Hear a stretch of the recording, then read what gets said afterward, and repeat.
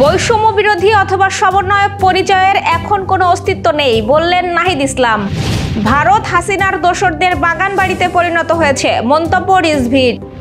বিচারহীনতার কারণে নারী নির্যাতন বেড়েছে বললেন মির্জা ফখরুল। যশোরে বিএনপি জামায়াতের সংঘর্ষ, আহত ৩। যশোরে ২ চোখ তুলে ফেলার ঘটনা পরকীয়ার জেরে, গ্রেপ্তার ১। গ্রামের কাগজ পরিদর্শন করলেন পিআইডির উপপ্রধান তথ্য কর্মকর্তা। উত্তর পূর্বাঞ্চলের সঙ্গে যোগাযোগ বাড়াতে বাংলাদেশের ট্রানজিট চায় মেঘালয় সরকার। ৬৪ দেশ নিয়ে হতে পারে ২০৩০ ফুটবল বিশ্বকাপ। দর্শক, রাতের আয়োজনে আপনাদের সাথে আছি আমি স্বপ্না দেবরাজ। শুনছিলেন প্রধান শিরোনাম। এছাড়াও প্রতিদিনের মতো থাকছে বিশেষ সংবাদ সহ আরো অন্যান্য খবর। বিস্তারিততে যাওয়ার আগে আপডেট খবর পেতে গ্রামের কাগজের ইউটিউব চ্যানেল সাবস্ক্রাইব এবং ফেসবুক পেজ ফলো করে রাখুন। জাতীয় নাগরিক পার্টি এনসিপির আহ্বায়ক নাহিদ ইসলাম বলেছেন, বৈষম্য বিরোধী অথবা সমন্বয়ক পরিচয়ের এখন কোনো অস্তিত্ব নেই। আজ শুক্রবার বিকেলে জাতীয় নাগরিক কমিটির কার্যালয়ে সংবাদ সম্মেলনে তিনি একথা জানান। নাহিদ ইসলাম বলেন, ডিসেম্বরের মধ্যে নির্বাচন সম্ভব নয় এভাবে বলিনি, বলেছি পুলিশ যে নাজুক অবস্থায় আছে সেই অবস্থা থেকে নির্বাচন সম্ভব না। আমার বক্তব্য ভুলভাবে প্রচার করা হয়েছে। তিনি বলেন, রয়টার্সের ইন্টারভিউতে কিছু মিসকোড হয়েছে। আমি বলেছিলাম আমাদের আর্থিক বিষয়ে সমাজের যে সচ্ছল মানুষ বা শুভাকাঙ্ক্ষী রয়েছেন তারা মূলত আমাদের সহযোগিতা করেন। আমরা একটা ক্রাউড ফান্ডিং এর দিকে যাচ্ছি, অনলাইন এবং অফলাইন কেন্দ্রিক। ক্রাউড ফান্ডিং এর মাধ্যমে কার্যালয় স্থাপন সহ ইলেকশন ফান্ডিং রিজ করব। বিভিন্ন গণমাধ্যমে এটা নিয়ে ভুল তথ্য এসেছে, এটা সংশোধনের জন্য অনুরোধ থাকবে। নাগরিক পার্টির আহ্বায়ক বলেন, দেশের বর্তমান পুলিশ প্রশাসনের কিন্তু সুষ্ঠু নির্বাচন করার অভিজ্ঞতা নেই, তাদের সক্ষমতার পরীক্ষা হয় না দীর্ঘদিন ধরে। নির্বাচনের আগে আইন শৃঙ্খলা পরিস্থিতি অবশ্যই উন্নত করতে হবে। বিএনপির সিনিয়র যুগ্ম মহাসচিব রুহুল কবির রিজভী বলেছেন, আমার দেশের কি হচ্ছে না হচ্ছে আমাদের সরকার আছে, বিরোধী দল আছে, জনগণ আছে, আইন কানুন আছে, তারা কথা বলবে। আপনারা কারা যে অন্য দেশের সঙ্গে আলোচনা করবেন? আজ ভারত শেখ হাসিনার দোসরদের বাগান বাড়িতে পরিণত হয়েছে, কারণ হাসিনার মাধ্যমে ভারত বাংলাদেশকে একটি তাবেদারি রাষ্ট্রে পরিণত করেছিল। ভারত যা চাইতো শেখ হাসিনা ভারতকে তাই দিয়ে দিতেন, এভাবে নিজের ক্ষমতা টিকিয়ে রাখতেন। শুক্রবার সকালে জুলাই আন্দোলনের রাজশাহী ও চাঁপাইনবাবগঞ্জের শহীদ পরিবারের সঙ্গে সৌজন্য সাক্ষাৎ ও দোয়া অনুষ্ঠানে প্রধান অতিথির বক্তব্যে তিনি এসব কথা বলেন। রাজশাহী নগরীর ভুবন মোহন পার্কের শহীদ মিনারে এই অনুষ্ঠানের আয়োজন করে আমরা বিএনপি পরিবার। দেশে নারী নির্যাতন ও বিভিন্নভাবে হেনস্থার ঘটনার তীব্র নিন্দা ও প্রতিবাদ জানিয়েছেন বিএনপির মহাসচিব মির্জা ফখরুল ইসলাম আলমগীর। তিনি বলেন, বিচারহীনতার কারণে নির্যাতনকারীরা আরও উৎসাহিত এবং বেপরোয়া হয়ে পড়েছে। শুক্রবার গণমাধ্যমে পাঠানো এক বিবৃতিতে এই নিন্দা জানান তিনি। বিবৃতিতে মির্জা ফখরুল বলেন, দেশের উন্নয়ন অগ্রগতি সহ সকল ক্ষেত্রে নারীরা পুরুষের পাশাপাশি অগ্রণী ভূমিকা পালন করছেন। শিক্ষাক্ষেত্রেও নারীরা অগ্রগামিতা দেখাচ্ছে। নারীরা দেশ ও বিদেশে প্রশংসনীয় ভূমিকা রেখে দেশের সম্মান বৃদ্ধি করছে, কিন্তু শিক্ষা প্রতিষ্ঠান সহ বিভিন্ন স্থানে ছাত্রী, শ্রমিক সহ বিভিন্ন পেশার নারীদের ইফটিজিং, শ্লীলতাহানি এবং হেনস্থা করা হচ্ছে। ধর্ষণ ও নির্যাতন করে তাদের হত্যা করা হচ্ছে। আওয়ামী লীগের আমলে এ ব্যাপকতা বৃদ্ধি পেয়েছে। বিগত সরকার নারী নির্যাতনের বিরুদ্ধে কঠোর ব্যবস্থা নেয়নি। এবার যশোর সহ আঞ্চলিক সংবাদ।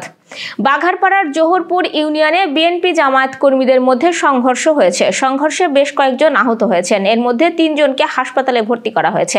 ঘটনার পর থেকে এলাকায় থমথমে অবস্থা বিরাজ করছে। বৃহস্পতিবার দিবাগত রাতে উপজেলার বেতালপাড়া বাজারে এই ঘটনা ঘটে। স্থানীয় একাধিক সূত্র জানায়, বিএনপির এক নেতার ছেলে মানসিকভাবে অসুস্থ।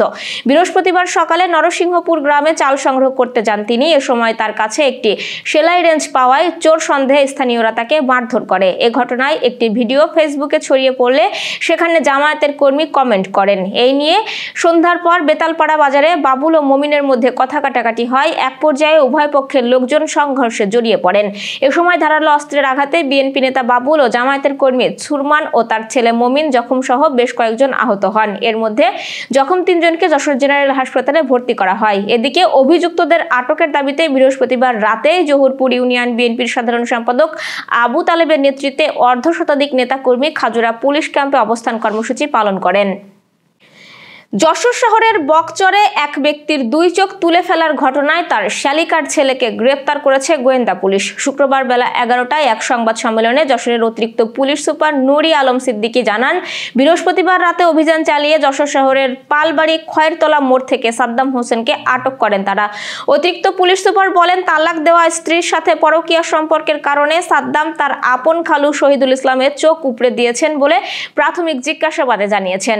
আক্রান্ত শহীদুল ইসলাম বর্তমানে ঢাকা মেডিকেল কলেজ হাসপাতালে চিকিৎসাধীন রয়েছেন। এর আগে বকচরে বৃহস্পতিবার রাতে শহীদুল ইসলামের চোখ উপড়ে ফেলা ঘটনা ঘটে। তাকে ওই রাতেই যশোর জেনারেল হাসপাতাল থেকে ঢাকা স্থানান্তর করা হয়। ঘটনার পর তার স্ত্রী হাসনা হেনা বলেছিলেন, মাদক সেবন দেখে ফেলায় সন্ত্রাসীরা এই ঘটনা ঘটিয়েছে। দুপুরে সংবাদ সম্মেলনে অতিরিক্ত পুলিশ সুপার নুরি আলম সিদ্দিকী ভিন্ন কথা বলেন।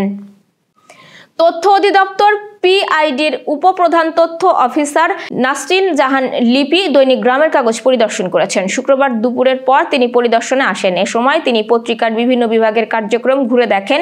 পরিদর্শনকালে তার সাথে ছিলেন সিনিয়র তথ্য অফিসার জোবায়ের হোসেন, উচ্চমান সহকারী ডালিম উদ্দিন ও যশোর জেলা তথ্য অফিসের সহকারী পরিচালক এলএন সাইদুর রহমান। মতবিনিময়কালে উপপ্রধান তথ্য অফিসার নাসরিন জাহান লিপি পত্রিকার online news portal, e-paper, digital platform, print ভার্সনের কার্যক্রম দেখে সন্তোষ প্রকাশ করেন। সবশেষে তিনি পত্রিকায় কর্মরতদের সাথে কথা বলেন। আন্তর্জাতিক সংবাদ। উত্তর পূর্বাঞ্চলের সঙ্গে নিজেদের যোগাযোগ ব্যবস্থা উন্নত করতে বাংলাদেশকে ট্রানজিট হিসেবে ব্যবহারের উদ্যোগ নিয়েছে ভারতের মেঘালয় রাজ্য সরকার। মেঘালয়ের মুখ্যমন্ত্রী কনরাড সাংমা একথা জানিয়েছেন। ভারতীয় সংবাদ মাধ্যম এনডিটিভির প্রতিবেদন থেকে জানা গেছে, এই লক্ষ্য বাস্তবায়নের জন্য হিল্লি মহেন্দ্রগঞ্জ আন্তঃদেশীয় অর্থনৈতিক করিডোর গুরুত্বপূর্ণ ভূমিকা পালন করবে। পশ্চিমবঙ্গের সীমান্তবর্তী দিনাজপুরের হিলি এবং মেঘালয়ের গারো পাহাড় অঞ্চলের সীমান্তবর্তী শহর মহেন্দ্রগঞ্জ দুটোই বাংলাদেশের সঙ্গে সংযুক্ত। এই দুই অঞ্চল ব্যবহার করে কলকাতার সঙ্গে সরাসরি মেঘালয়ের যোগাযোগ ব্যবস্থা তৈরি করতে পরিকল্পনা করেছে মুখ্যমন্ত্রী কনরাড সাংমা। খেলার সংবাদ। 1930 সালে শুরু হয়েছিল ফুটবল বিশ্বকাপের যাত্রা। 2030 সালে 100তম বছর পূর্ণ করবে প্রতিযোগিতাটি। শতবর্ষ বিশেষভাবে উদযাপন করতে চাইছে আন্তর্জাতিক ফুটবলের নিয়ন্ত্রক সংস্থা ফিফা। তাই 2030 সালের বিশ্বকাপে 64টি দল খেলানোর কথা ভাবছে সংস্থাটি। 2030 সালের বিশ্বকাপের আয়োজক মরক্কো, স্পেন এবং পর্তুগাল। সেই সঙ্গে আর্জেন্টিনা, প্যারাগুয়ে এবং উরুগুয়েতেও ম্যাচ হবে। 1930 সালে বিশ্বকাপের আয়োজক ছিল উরুগুয়ে। ফাইনালে খেলেছিল উরুগুয়ে এবং আর্জেন্টিনা। প্যারাগুয়েও খেলেছিল প্রথম বিশ্বকাপে। এই তিনটি দেশে একটি করে ম্যাচ হবে 2030 বিশ্বকাপের। 100 বছরের উদযাপন করার জন্যই এই সিদ্ধান্ত নেওয়া হয়েছে। ফিফার এক কর্মকর্তা বলেন, বিশ্বকাপের 100তম বছরে 64 দেশকে নিয়ে বিশ্বকাপ আয়োজনের প্রস্তাব দেওয়া হয়েছে। 5 মার্চ যে বৈঠক হয়েছিল সেখানে এই প্রস্তাব দেওয়া হয়, যদিও এটা হবে কিনা এখনো নিশ্চিত করে বলা যাচ্ছে না। Renaissance hospital and diagnostic centre. রেনেসাতেই মিলছে কম খরচে উন্নত সেবা। তাই নিশ্চিন্তে আমাদের সেবা নিন, সুস্থ থাকুন। Renaissance hospital and diagnostic centre, সদর হাসপাতাল মোড়, দরাটানা, যশোর। দর্শক, শেষ করব একটি বিশেষ সংবাদ দিয়ে। বেশিরভাগ মানুষ মনে করেন 0 ওয়াটের বাল্ব বিদ্যুৎ খরচ করে না। আপনি যদি রাতে ঘুমানোর সময় এই আবছা আলোর বাল্বগুলো জ্বালান এবং মনে করেন যে এটি বিদ্যুৎ বিলের ওপর কোনো প্রভাব ফেলবে না, তাহলে আপনি ভুল করছেন। কারণ এই বাল্বের নাম 0 ওয়াট হতে পারে, কিন্তু এটি বিদ্যুৎ খরচও করে। একটি 0 ওয়াটের বাল্ব সারা রাত জ্বালিয়ে রাখলে মাসে 12 থেকে 15 ওয়াটের বিদ্যুৎ খরচ করে। এই বাল্ব 1 ঘন্টায় 15 ওয়াট আওয়ার বা 0.015 কিলোওয়াট আওয়ার ইউনিট বিদ্যুৎ খরচ করে। এই ছিল আজকের আয়োজন। সাথে থাকার জন্য ধন্যবাদ।